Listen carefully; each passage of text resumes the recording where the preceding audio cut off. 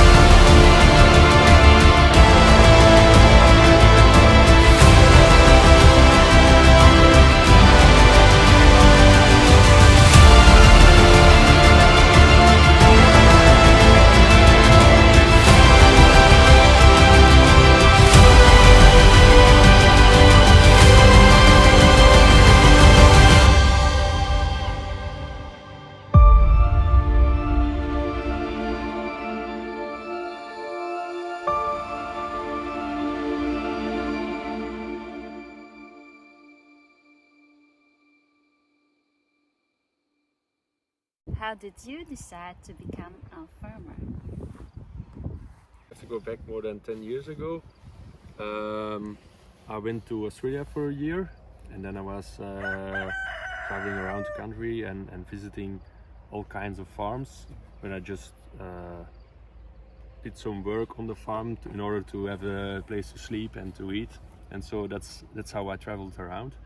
And when I came back, I started with beekeeping, just to have something more attached to agriculture than instead of doing nothing with agriculture. And then after a few years, I met Paulien, and then we started living together on the farm of our of my father-in-law and your stepdad. Yeah. So that's how we ended up farming. How did you start to grow your own food and why? When we came to the farm, it was already an organic dairy farm, but because we wanted to work on the farm as well, we were looking for a different branch on the farm to do to make a living for ourselves. And then we started with chicken mobiles.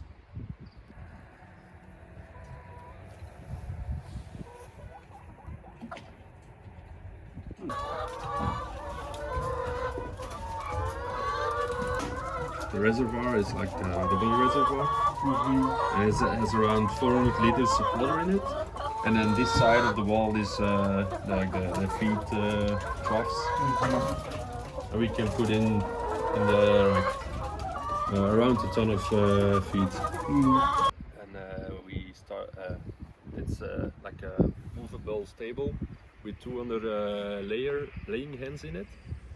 And we started selling our own eggs, and then a couple of months after we started doing that venture or enterprise, we started making our your own vegetable garden, and then yeah, continued from that.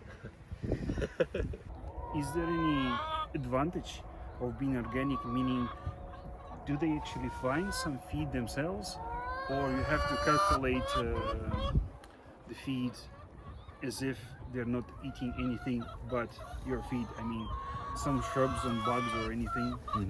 Does it help? Like, does it reduce your costs on feed or not? I don't really think it really reduces costs on feed, but having the chickens outside really makes a difference in like the And quality. egg quality.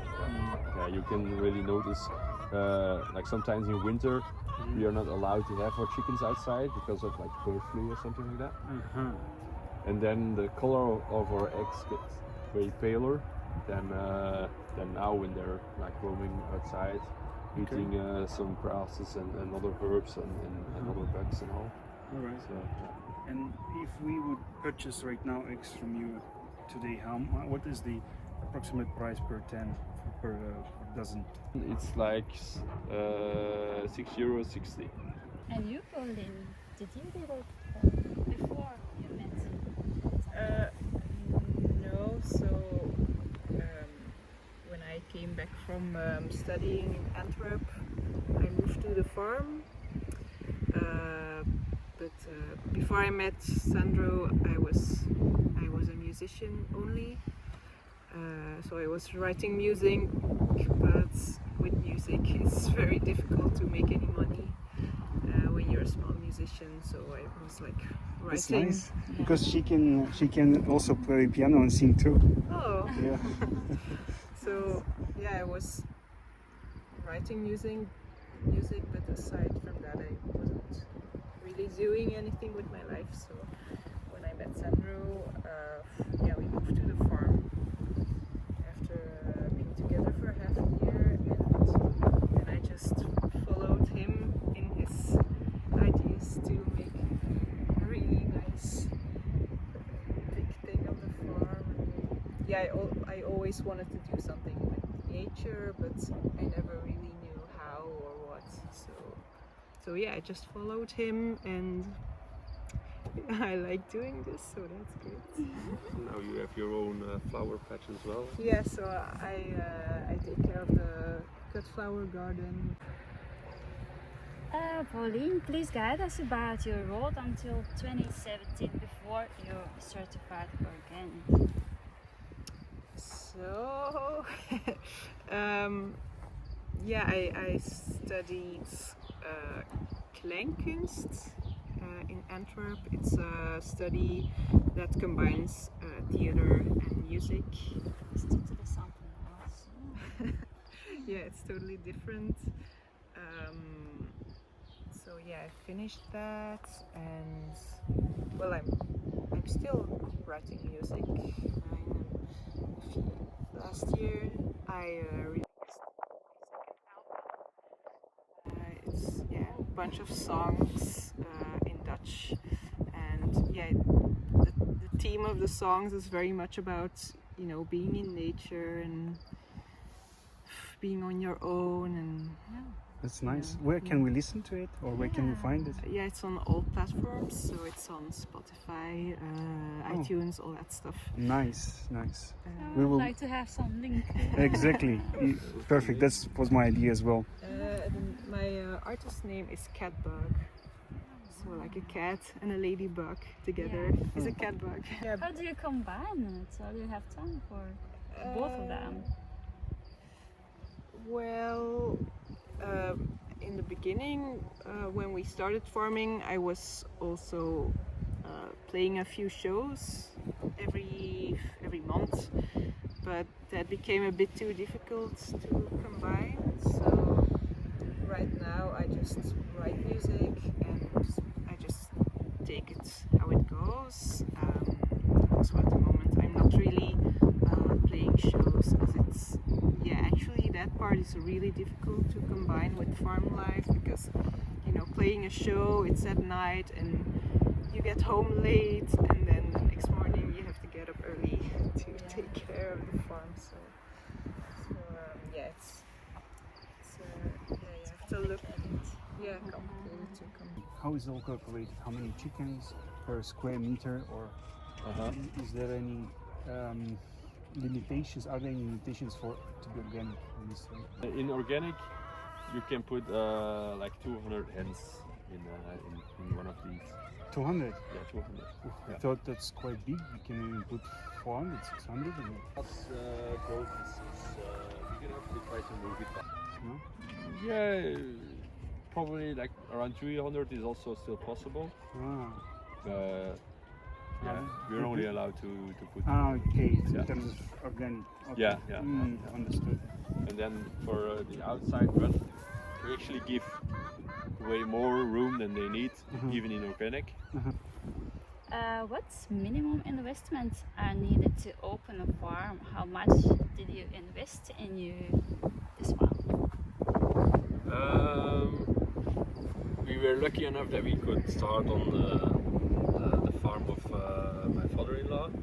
So we don't have yet bought the farm from him, but eventually that's the plan. In order to start the market garden, in the beginning we didn't use any tractor or something like that, only like a little walk-behind tractor.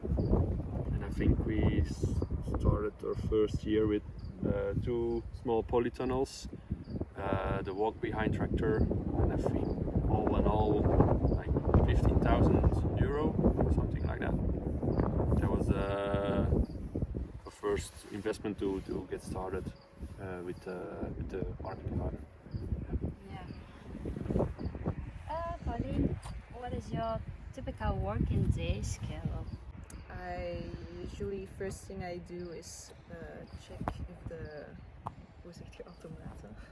Vending machine. I check if the vending machines are still, I mean, if I need to add eggs, or check if there's still bouquets next to the vending machines. And what time? Or From just on between 7 and 9 o'clock.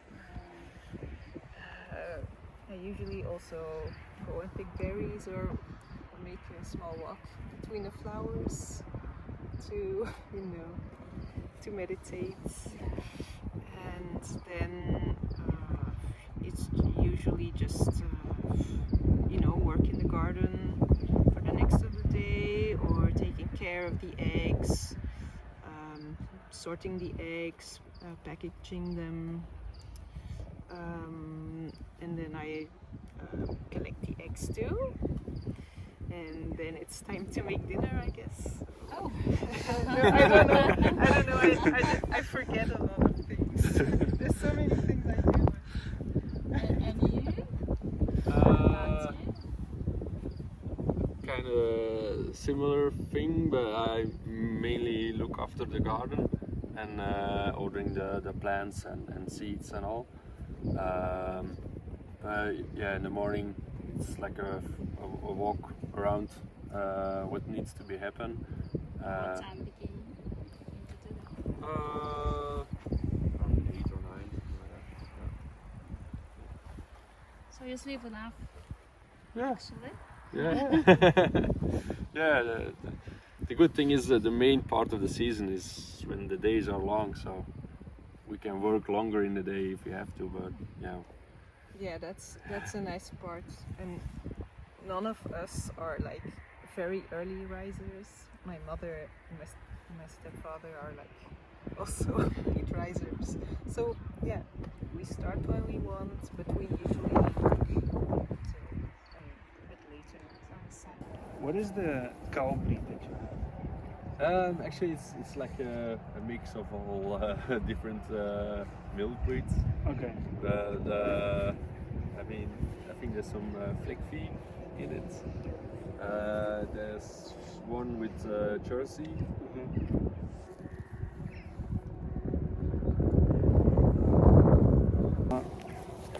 How much milk can you get from one cow average per day? And do you milk it once a day, 2 times a day, or 3 times a day? We milk 2 times a day, one in the morning and one in the evening. Mm-hmm. And the average is around, from our cows, which isn't really that high, it's around 4,500 to 5,000 liters per year. Sandro, what machine are the must for a farm? In the beginning, we didn't want to invest actually anything into machines because we were very idealistic and wanted to do it all completely by hand. And at the start, you can do it all, and after months go by, yeah, you feel your body gets tired and all. And then first we bought the walk-behind tractor. It was already one less effort to grab beds to plant the plants in. And then last year we bought our tractor and a planting machine and a precision harrow. So now we can plant with the tractor, which is more ergonomic than crawling over the field. And with the precision harrow, we can just drive very slowly over the plants, and it's like a comb, and it combs out the weeds from in between the plants. So that takes care of a lot of hand labor, what we used to do by hand or by hoeing and picking the weeds by hand. So now we have, or we can make some free time if we want to. Like before, we were working from the morning till the evening every day, but now, yeah, we can go enjoy the sun, or go out with friends, have a drink or a barbecue. So Awesome. yeah, Not every day. not. What would you recommend to a beginner farmer who would want to buy things like that and get 200 chicken? We buy our chickens at point of lay.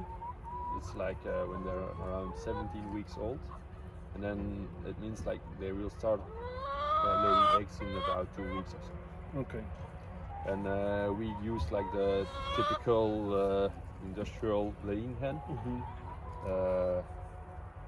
because that's really the only one we can get in high enough numbers. I see. Then growing our own chicks, you could do that, but also means if you need 200 hens, you get around 200 roosters as well. So you have to do something with those roosters as well. And this breed being like a laying breed, it means that the roosters don't have a lot of meat either, compared to the typical broiler chickens. So that's why we choose to just buy the hens. Paulien, what are the must-have skills and abilities for a farmer? Oh gosh. Like I learned most of my skills from Sandro. And we also just learned a lot from YouTube and online courses. finding a flow in your work and becoming more efficient in doing the things you do every day. I think that's very useful, but those things are not so easy to learn. To learn from a video or something. So most of the things you're learning from your own experience. Of Yeah, I guess so. Yeah, I just learned them by doing them. Yeah. How much land is needed for growing enough food for a balanced diet? Depends how many people do you want to feed. Just per person, like a balanced diet, what do you need to grow, and then scale from one person on. Maybe it might be easier to like explain how many people we are feeding right Okay. now, or All right. at the moment we have like around 200 people, or even with the restaurant and the vegetable boxes, maybe you can say around 250. Yeah, around Nice. 250 people we are feeding year round. And by saying feeding means they're getting food from you daily, or not? Yeah. They pick the vegetables, fruit, milk we have year round, and eggs we have year round as well. I think we have usually around 400 hens on the farm. You can feed way more people than 250. So that makes it pretty balanced diet with vegetables combined with meat and milk products. All together. Yeah. Yeah. I think the total size is around 40 hectares of the farm. 40 hectares. Yeah, and 1.5, 2 hectares is vegetables from the farm. So I can see that you have some different varieties here. Mm-hmm. So the bigger one, what is the name for this variety? I think that one is Perlati. But the thing is, with the small tomatoes, the cherry tomatoes, Cherry. they ripen faster. Faster. Okay. Compared to the bigger tomatoes. Mm-hmm. So we are picking cherry tomatoes like 2 weeks before we started picking the bigger ones. Oh. So your season is already a little bit longer. Mm-hmm, mm-hmm.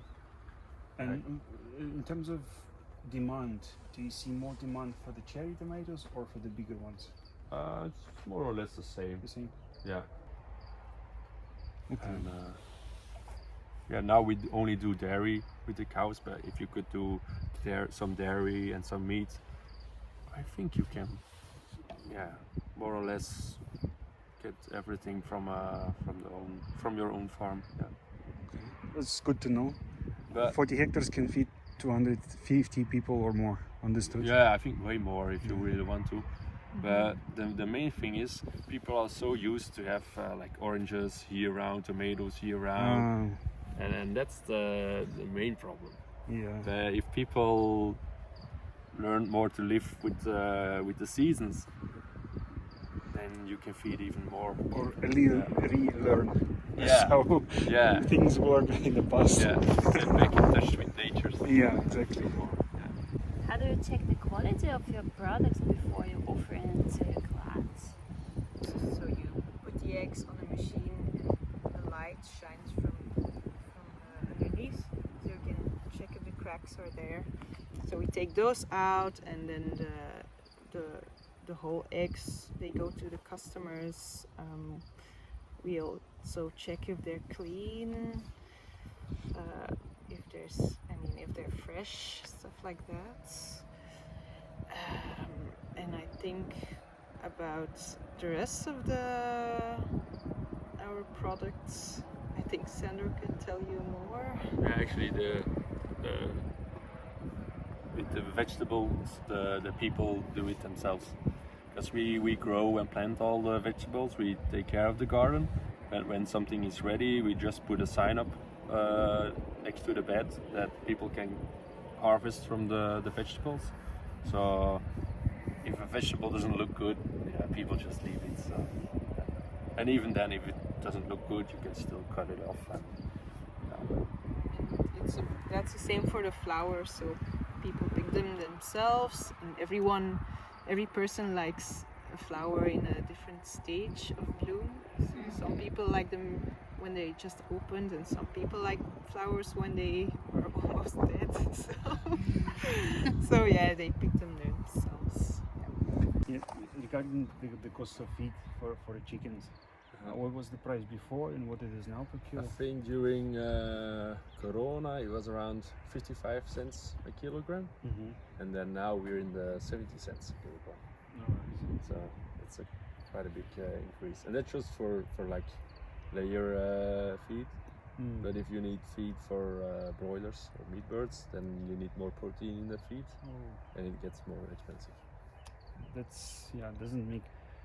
What about, have you thought about growing your own feed, or it's really complicated because you need a mix of everything and then you need to grow?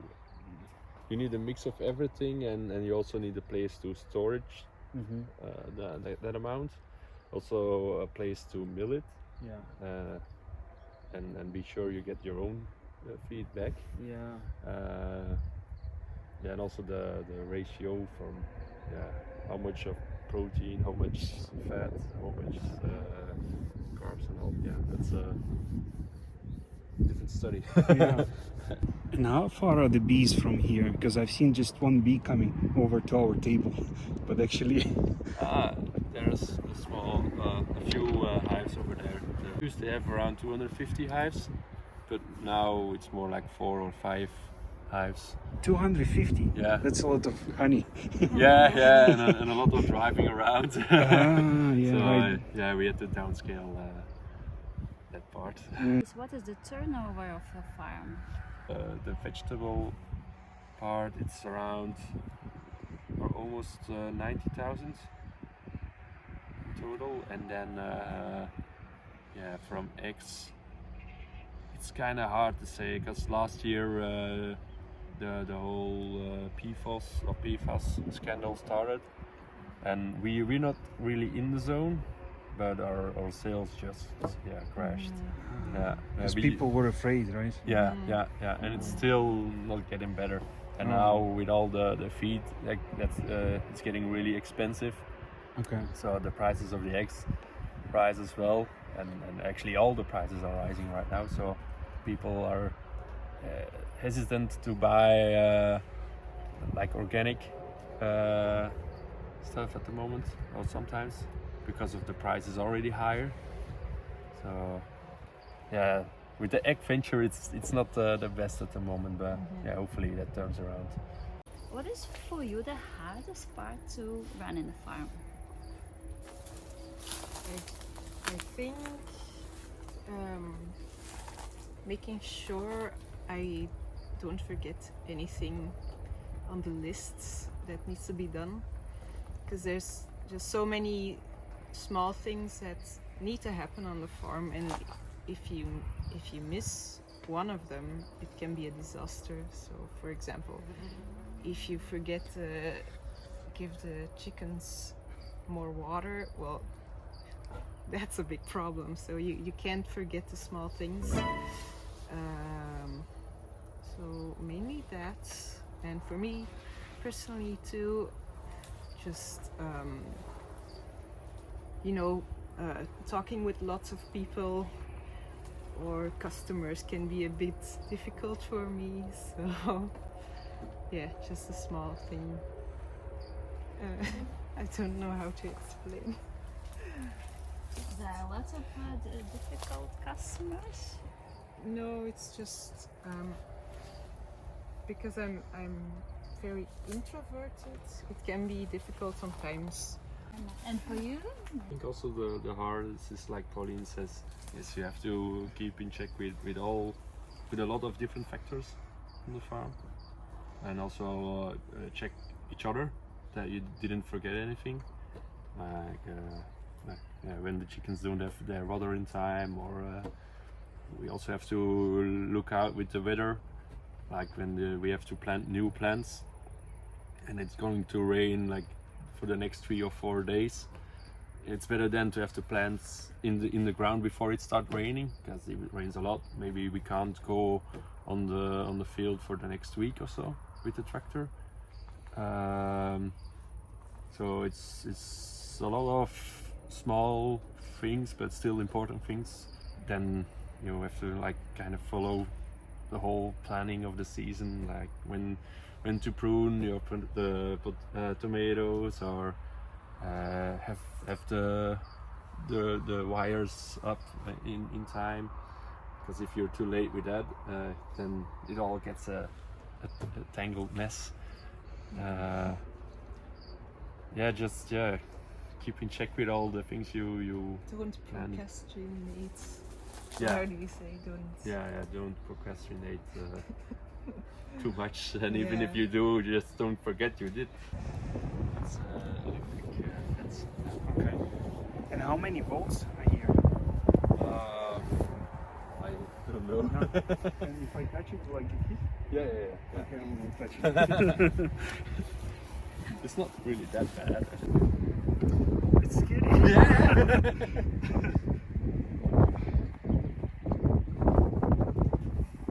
I didn't feel it. Yeah, you have to wait for it because it's like it's a pulse. Yeah, it's a pulse. The question for Sandro. What is the key to manage the farm when there are 2 or more owners? I think the main thing is try to communicate and talk about the things you want to do. And usually it goes pretty well. And of course you also have like a generation gap. Like my father-in-law is a different generation, even though it's more open-minded than a lot of farmers, because he's organic. But then we have different visions about some stuff. But usually just talking about it makes it that we don't have any real issues, something like that. And also the plan is that we will take over the farm in a couple of years. So we kind of have to be already moving to that time. Because Was it difficult to certify organic? Because as far as I'm aware, you must not have non-organic operations very close by, and then there are some checks, and then there is a time frame. You cannot use a lot of pesticides and so on and so forth. Well, Stan is my father-in-law. Okay. Was already farming without chemical pesticides or chemical manures. So the move to organic wasn't really that big for him. The only thing he stopped was planting maize for silage, and now we just only uses grass to feed the cows. And the thing why he stopped with maize is because of you're not allowed to spray for herbs and to use herbicides. All right. So, Could you name top 5 mistakes that you made since you start the farm? I think our biggest mistake was in the beginning, thinking we could do it without mechanization. Yeah, just being a bit too idealistic in general. We watched a lot of videos from Polyphase Farm, and we really wanted to do that from the first day we started. And you just can't start your farm and be bam like Polyphase Farm. Yeah. So Exactly. He's third generation, I think, or now he has a third generation. His son is taking over, and his father was doing it. And I remember in one of the videos he was explaining his land was absolute disaster when they first took over. Yeah, then it definitely requires a lot of time. Yeah, and also when you work together with an older generation, so my mother and my stepfather live here too. So when we want change, that's difficult for them. So just take small steps when you work with your family. Just small steps, small steps. Then it works. If you keep arguing, then it doesn't work. Do you do rotational grazing? I want to do that in the future, but now the cows are still my father-in-law side of the farm. What if I do the get the electricity from the sun, for instance? Would that be better for nature, or it doesn't work in terms of the costs? Could that work here? For example, the solar power. Might be that it could work, but yeah, the problem we have is the roof needs to be changed as well. So we first have to get some money to do that. So yeah, at the moment we're still paying for other things, like a tractor and all. So yeah, I hope that we can do that one day, one step at a time, and then yeah, put some solar panels on all the stables. Okay. And if someone, in terms of someone new, would you recommend to go like you have? Polytunnels? Yeah, exactly, polytunnels, and they're massive actually. You have a lot smaller ones as an option, but you have already big ones. And would you recommend for someone new to go with 3 or 5 or in 5, or just start small and scale? I think in your first season, when you're just testing the waters at first, then it might be best to get like a second-hand caterpillar tunnel, like those polytunnels with the ropes over the plastic. But when you have the feeling that you really have your market around you and things are possible, and you can get a loan or something, I think it pays back to have like a bigger tunnel, because the climate inside is much better. It's much easier to vent the polytunnel as well, and it looks more professional as well. If a lot of at our farm, a lot of customers are coming directly to the farm, and also when the first time or the first big polytunnel we put up, that day more new people came to visit the farm because they saw something new. But if that's not your plan and you don't plan on having a lot of customers at your farm, maybe then things are a little bit different. But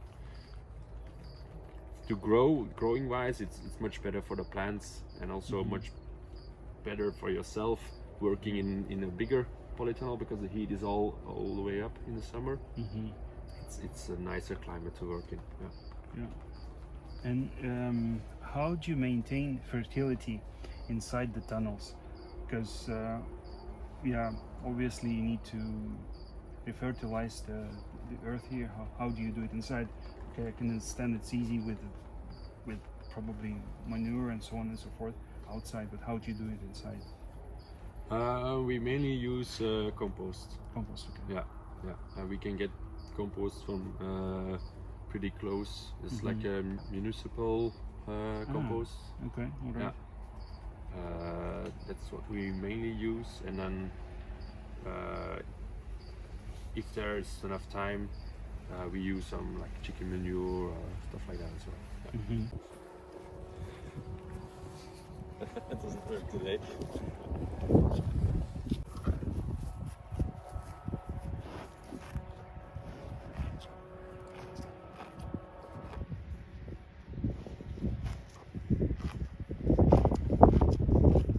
What are the most popular and least popular products that you produce and sell? That's like fast runners in terms of the volume, and slow runners as well. For now, I already understood that the eggs have problem because of the news and the people are afraid. Yeah. That is clear. Yeah, I think,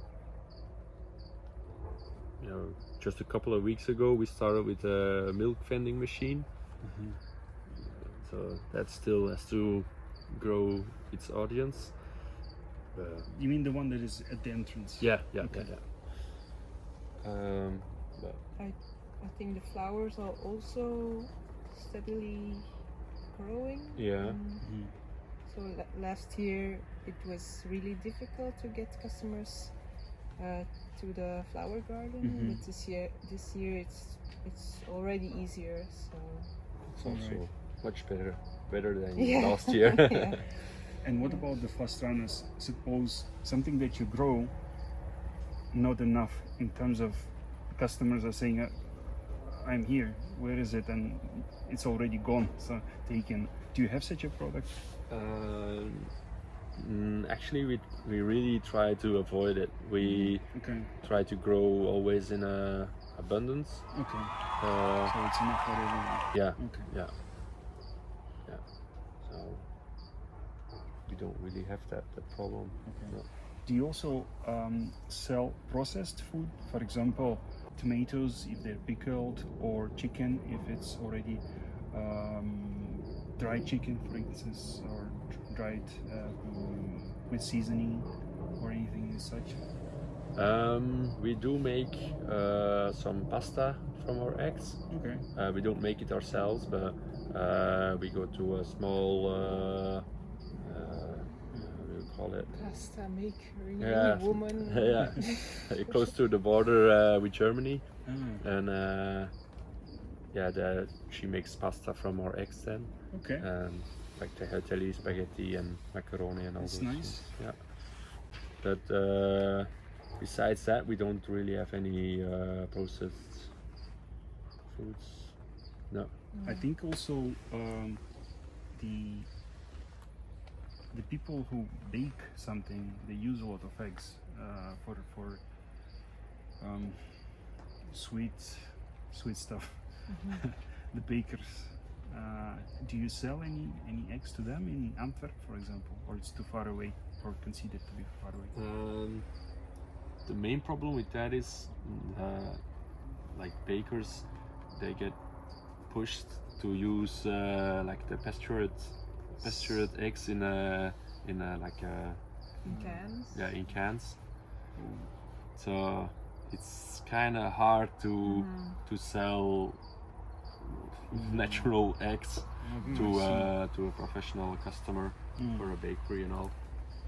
Not that there's something wrong with our eggs, but So it's like convenience for them.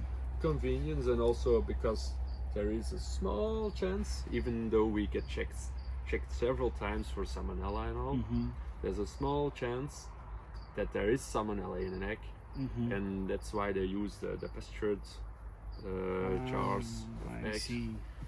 Yeah. So it's kind of already processed in a way. There's no that eggs is actually coming to them. Yeah, it's like if in a bottle, like a bottle of milk, but then a bottle of egg. Oh, Yeah. that seems awful. Yeah. The profitability of each product. What is the least profitable? So what brings you the least margin, and what is the most profitable? If you can sell all that milk yourself to the customer, then it's realistic. I think Stan is now milking only like 30 cows, which is not really that much. Around 200, let's say 300 liters of milk a day. That's quite a lot. Yeah, every day. It's kind of hard to sell 300 liters of milk every day. Yeah. And of course, you can go make your cheese and all that kind of stuff. At the moment, we wouldn't manage to do that, like time-wise. Yeah, you cannot do everything. Yeah. And then the solar, how does it work? The chicken well has like lights inside, Okay.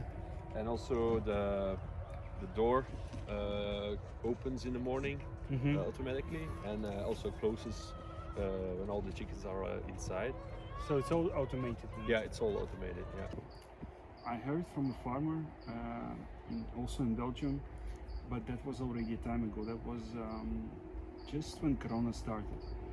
So in the shop, the liter of milk was about, at that time, about 80 cents roughly. And he was selling his milk to a processor, and it was about 23 cents, something like that. What are the so right since then the price of milk did rise in the shop, but do they still keep the same prices for you as a farmer, or they also increased it?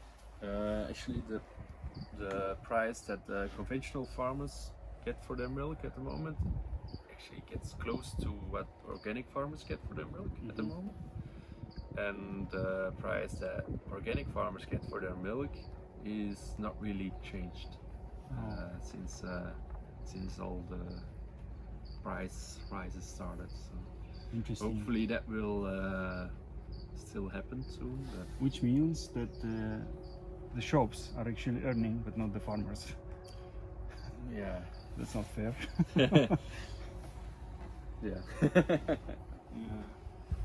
That's also why we, with our plans for the future, is we want to move away from that kind of setup and have more products go directly to our customers. So according to the data in the industry, average farmer profitability is about 28% somewhere, depending. So some grow more vegetables, some grow more chicken, and so on and so forth. But that's the average. Is it somewhere that that is here on your farm, because you have it very balanced? How I look at it, I mean, you have chickens, milk, you have vegetables, so you have a little bit of everything.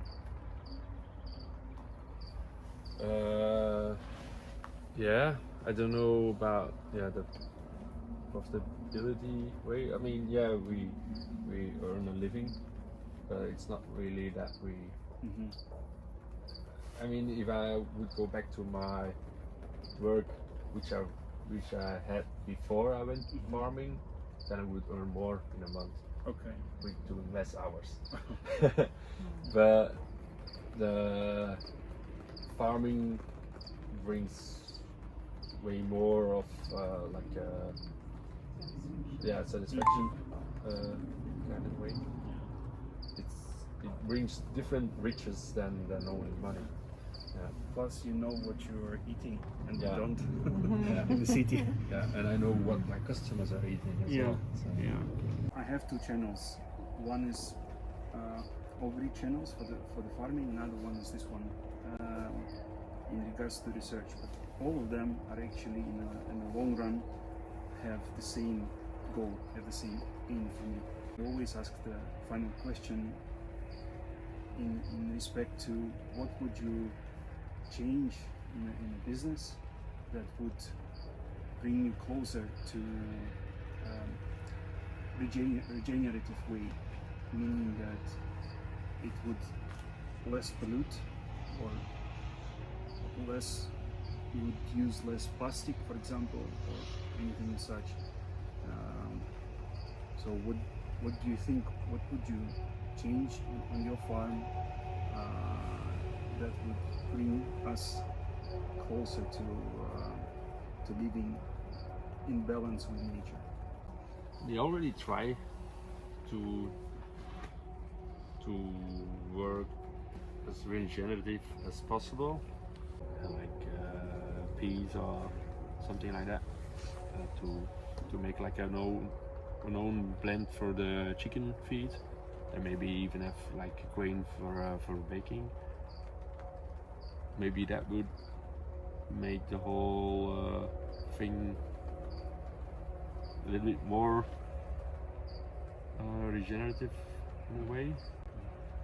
Because now actually the only thing we buy in for feed is chicken feed. You're already organic. You're already far away from comparable way from many other businesses in terms of regenerative way. You can always think of one step further. Yeah. Could think of something else. That's it.